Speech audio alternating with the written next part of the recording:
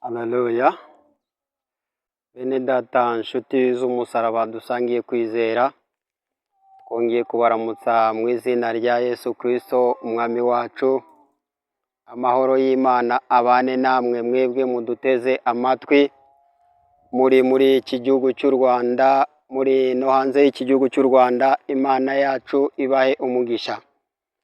Tugize iminsi tutari kubana namwe, ariko twongeye kugaruka muri uyu mwanya, wa mwanya tumenyeranyeho tuziranyeho kugira ngo tuganire iby'Imana, twongere twibukiranye iby'uru rugendo rwacu, twongere tuvuge imirimo n'ibitangaza Imana ikora mu gihe nk'iki ngiki cyangwa se yakoraga no mu gihe cya kera.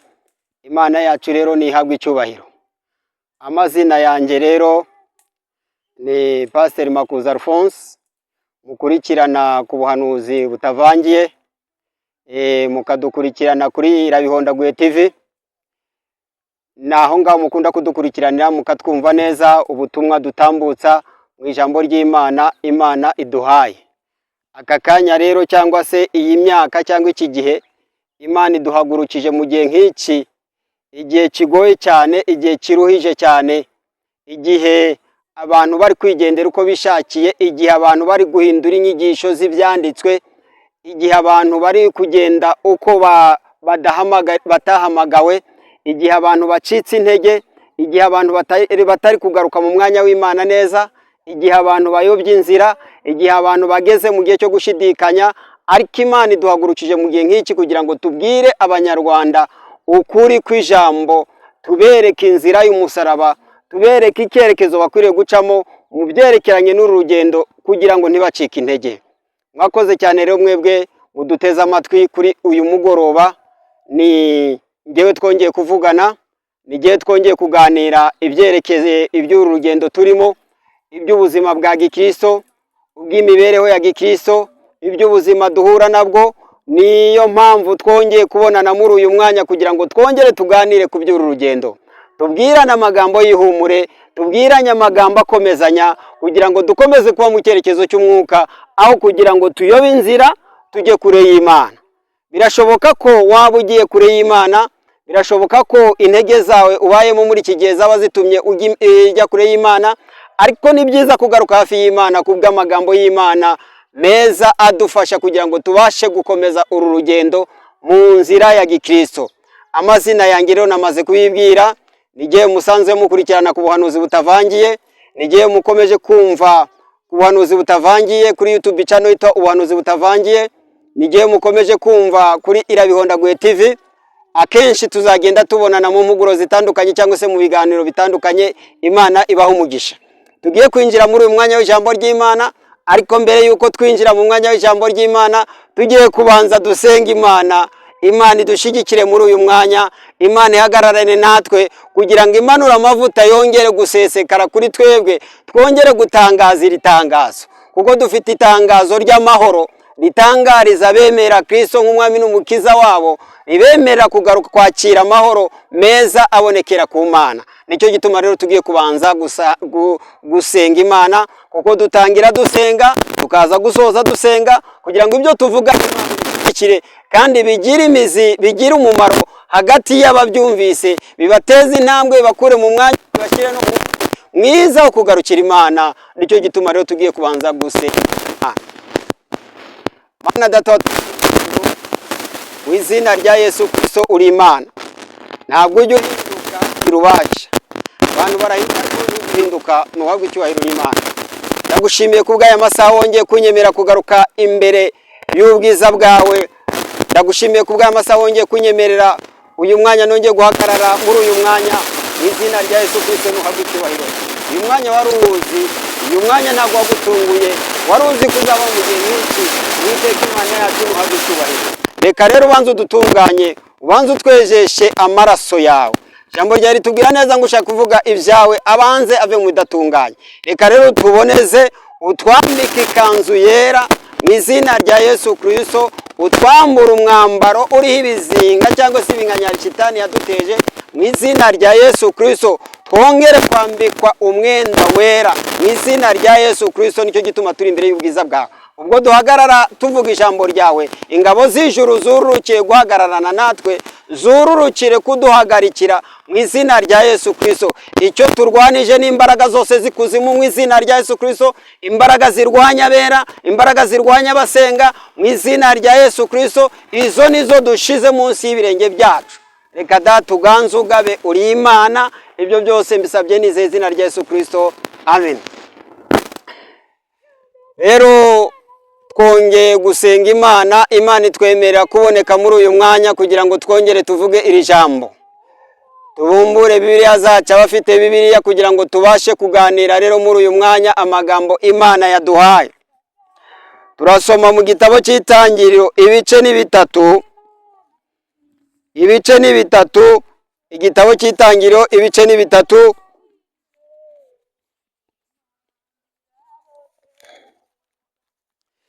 Igitabo cy'Itangiriro ibice byaho ni bitatu.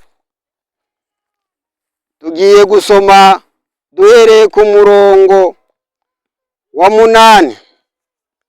Umva uko ijambo ry'Imana rivuga. Umutwe w'amagambo uravuga ngo Imana ihana inzoka na Adamu na Eva. Ku murongo w'8 haravuga ngo bumva imirindi y'Uwiteka Imana igendagenda muri ya ngobyi mu mafu ya nimunsi. Wa mugabo n'umugore we bihisha hagati y'ibiti byo muri iyo ngobyi. Bihisha hagati y'ibiti byo muri iyo ngobyi amaso y'Uwiteka Imana. Uwiteka Imana ihamagara uwo mugabo, iramubaza iti urihe? Arayisubiza ati numvise imirindi yawe muri iyi ngobyi, ntinyishwa nuko nambaye ubusa ndihisha. 11. Iramubaza iti ninde wakubwiye ko wambaye ubusa? Wariye kuri cya giti nakubujije kuryaho? 12. Uwo mugabo arasubiza ati umugore wampaye ngo tubane niwe wampaye.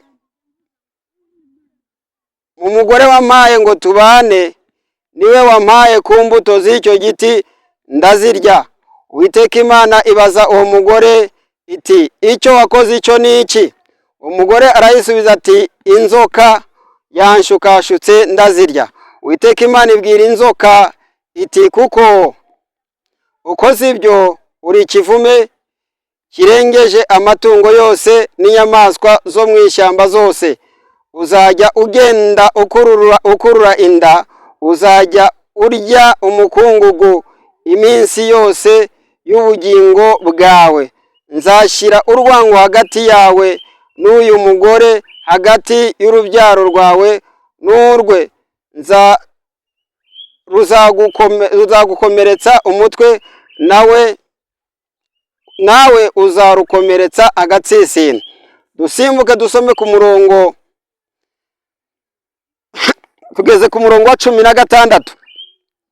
Haravuga ngo kandi Uwiteka Imana ibwira uwo mugore iti kugwiza nzagwiza cyane umubabaro wawe ufite inda, uzajya ubyara abana ubabara. Kwifuza kwawe kuzaherera ku mugabo wawe, nawe azagutwara. 17. Na Adamu iramubwira iti ubwo wumviye umugore wawe ukarya ku giti nakubujije ko utazarya, uzaniye ubutaka kuvumwa iminsi yose yo kubaho kwawe. Uzajya urya ibibuvamo ugombye kubiruhira. Buzajya bukumerera imikeri n'ibitovu, nawe uzajya urya imboga zo mu murima. Gututubikana no mu maso hawe niko kuzaguhesha umutsima. Urinde ugeza ubwo uzasubira mu butaka, kuko arimo wakuwe. Uri umukungugu mu mukungugu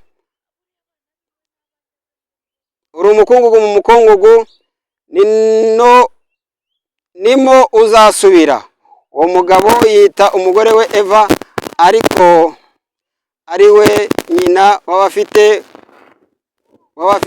ubugingo bose. Uwiteka Imana irema Adamu n'umugore we, imyambaro y'impu irayibambika. Mwakire neza amagambo y'Imana.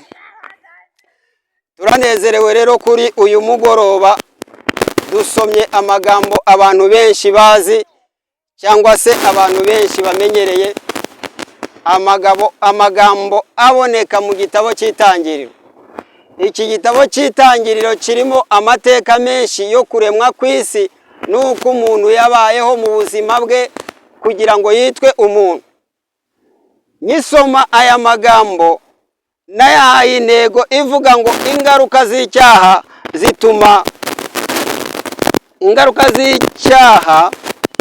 zituma duhusha umugambi w'Imana cyangwa kuva mu bwiza bw'Imana. Ingaruka z'icyaha zituma duhusha umugambi w'Imana cyangwa se kuva mu bwiza bw'Imana. Ubundi Imana yaremye umuntu imuremeye imirimo myiza. Imana yari yahaye umuntu ubutware bwo gutwara ibiri mu isi, akabiyobora mu buryo bwose bushoboka. Ariko ingaruka z'icyaha zo kumvira ayandi mabwiriza bituma bateshuka bava mu mugambi w'Imana. Iyo umuntu we ubwe amaze gukora icyaha, we ubwe yumva hagati yiwe n'Imana harimo itandukaniro. We ubwe atangira kugenda asubira inyuma ahunga ubwiza bw'Imana. Imana yari yarabaremye, irangije ibatuza mu busitani bwiza bwa Edeni bwarimo ibyo kurya by'amoko yose, irangije ibabwira igiti kimwe batagombaga kurya. Barangije ntibumvira Imana, bituma bava mu bwiza bw'Imana. Imana itugirire neza. Barangije ntibumvira Imana, bituma bava mu bwiza bw'Imana. Umugore aragenda yisoromeye kwa cya giti Imana yamubujije ko baryaho. Arakiriye, arangije ashyira umugabo we nawe ararya. Imana yahoraga iza kuganira nabo mu mafu ya nimunsi. Imana yahoraga iza kuvugana nabo, ikagirana ikiganiro nabo kubera ko bari bakiri mu bwiza bwayo. Bari bacyambaye ubwiza bw'Imana, bari batarakora icyaha, ariko bamaze gukora icyaha batangira guhunga Imana. Imana itugirire neza. Imana yajyaga iza ikavugana nabo, ariko bamaze gukora icyaha batangira guhunga Imana, batangira kumva imirindi yabo ije kubasura nk'uko yajyaga izibasura nimugoroba bakaganira nayo, batangira kuyihunga, batangira kureba hirya. Imana ibabonye iravuga ati aba bantu ko nabashyize mu busitani bwiza, nkabashyira ahantu ho gutura hatunganije, hari ibyiza byo kubabeshaho, kuki ndi kubona batangira bahunga bamva mu maso. Imana ihamagara umugabo, kuko Bibiliya itubwira ko ari we wari umutware, witwaga umutware. Niwe wagombaga gutwara umugore akamuha amabwiriza agenderaho. Ariko umudamu we warangije aba ari we uta Imana mbere, aragenda ajya gukora ku byo Imana yababujije. Imana igarutse kubasura, hamwe yajyaga ibasanga irababura. Imana igarutse kubasura, hamwe yajyaga ibasanga nimugoroba irababura. Iyo umuntu amaze gukora icyaha ajya kure y'Imana, Imana yaza kumureba ikamubura. Imana yakoresheje ijwi rirangira cyane, irahamagara iravuga ngo Adamu, Adamu, mbese uri hehe? Kubera ko yari imaze kumubura. Bo bumvise imirindi y'Imana, bumvise gutembera kw'Imana, barabimenya, ariko bumva ntibakwiye gusubira kuvugana n'Imana kubera ko bamaze gukora icyaha, kubera ko bamaze gukora ku byo Imana yababujije. Bumva ko badakwiye kurebana nayo, barangije barayihunga. Imana itugire neza cyane. Ndashaka kuvuga ku ngaruka z'icyaha hagati n'Imana n'umuntu. Iyo umuntu amaze gukora icyaha, hagati ye n'Imana bashyizemo itandukaniro. Iyo umuntu amaze gukora ibinyuranije n'iby'ijambo ry'Imana rivuga, hagati ye n'Imana bamaze gushyiramo itandukaniro. Iyo amaze gushyiramo itandukaniro rero, niba hari aho Imana yajyaga ivuganira nawe, iyo igarutse kumureba ntabwo yongera kumuha. Ni ku ijambo rivuga ngo icyaha gituma tuva mu mugambi w'Imana. Icyaha gituma duhusha ubwiza bw'Imana. Iyo umuntu ari mu mwanya w'Imana neza, ari mu mwanya w'Imana ahagazemo neza, ababasha kuvugana n'Imana. ubwiza bw'Imana akabubona iruhande rwe, ariko yamara gukora icyaha we ubwe agatinyishwa nuko yakoze icyaha, yarangiza agatangira guhunga Imana. Bavandimwe bene data, uzanira ijambo rivuga ngo ntuhushe umugambi w'Imana, guma mu mwanya w'Imana, Imana izivugane nawe. Hahandi yajyaga igusanga yongera ihagusanga. Ese uyu munsi uracyari hahandi wajya kuvuganira n'Imana? Niba utagihari usuzume inzira zawe. Hagati muri wa mwanya wari urimo kuvugana n'Imana hari mu butware bw'Imana, warategekaga bikemera, waravugaga bigakunda, ariko uyu munsi kubera ko wahushije ubwiza bw'Imana, ukava mu mugambi w'Imana, ukava mu nshingano y'Imana, uyu munsi wowe ubwawe intege zawe zimaze kuba nkeya. Ariko ndagira ngo ngutangarize nkubwire ngo haracyariho gutabarwa. Enda ngwino ugarukira Imana, wongere ugaruke mu mwanya w'Imana. Ntago Imana yakuremeye kuba muri ubwo buzima, va muri ubwo buzima ugarukira Imana, wongere ugaruke mu mwanya w'Imana. Imana yongere ivugane nawe, Imana yongere gushaka ikubone, Imana yongere guhereza kubyiza kugeneye, kuko uyu munsi urimo urarya imbuto zitari izawe, urimo urarya ibyo utagenewe, ariko nyamara hari ibyo wari waragenewe hagati mu bwami bw'Imana. Imana itugire neza, Imana itugire neza.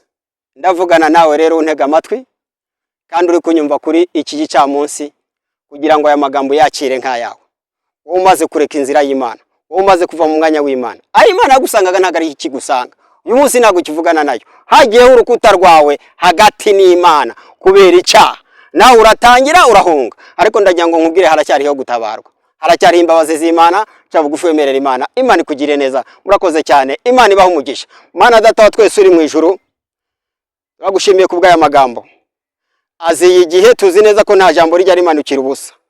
Reka bemeye kuryakira ubaha umugisha, bemeye kugaruka mu nzira yawe no kuba mu mwanya wawe, wongere ubagarukeho, bongere kumva ijwi ryawe, bongere kumva imihindi yawe, bongere kumva uri kumwe nabo kandi ukoranye nabo. Nicyo gituma turi imbere y'ubwiza bwawe. Urakoze Nyiringabo Imana, gushimiye kuko ubikoze byose. Mbisabye nizeye izina rya Yesu Kristo, amen. Yesu abaha umugisha.